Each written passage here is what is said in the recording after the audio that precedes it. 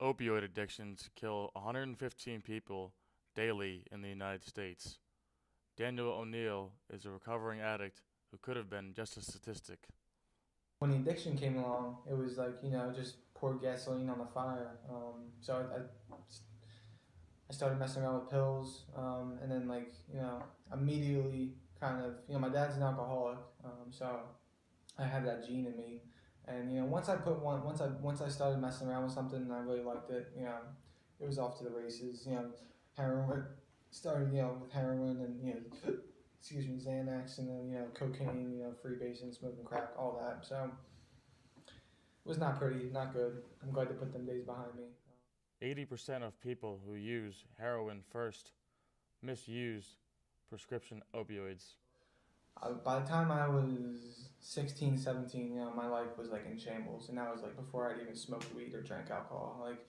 I was in and out of the court system. I was 13 months here in Glen Mills. 6 months in juvenile detention center. 3 months in boot camp, and this was all before I picked up a drink or a drug. So this that was now that I look back on it, that was the disease of addiction manifesting itself in like other behaviors. I wasn't like a violent kid. Like I stole a lot. Steps to Recovery is a rehabilitation center in Feasterville, Pennsylvania.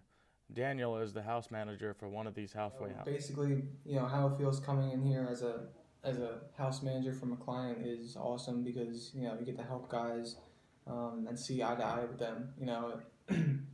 You get to relate with them more instead of like a staff member who has 10 years clean who might be really far removed from it. Being here, it definitely adds value to it.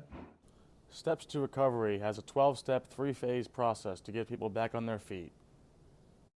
So let's see, so you got Narcotics Anonymous, Alcoholics Anonymous, Cocaine Anonymous. You got like a million types of anonymous. Sponsorship is kind of it's all generally the same in each group, in each anonymous group. NA is typically slower to go through their steps, so it's I can go through the whole steps right now and like speak them to you, but it's pretty much break them down in like 3 seconds. Find God, clean house, and help others. It's like it's 12 individual steps, but if you break it all the way down and you simplify it, it's pretty much righting the wrongs of your past. Getting in touch with a higher power greater than yourself, and then trying to give it all away and trying to give back. And I'm not going to go too deep into it because it's there's no need. But this place is they help you. Their whole model, if you think about it, is designed to help people. So like phase one, you group in with people and whatever, and by the time you get to phase two, like you know them, and it helps trying to get reintegrated into society. And if you just look at their layout, like it just looks like it's geared to help people. Like if you lay out another program from like another rehab, it just kind of looks like come in here, we'll bill your insurance, we'll help you while you're here, but then when you're out, you're out. This place it kind of holds your hand through through the early recovery days, which can be the hardest, and that's kind of when you need the most support, and they're there for you for it. 11.5 million Americans misused prescription opioids last year.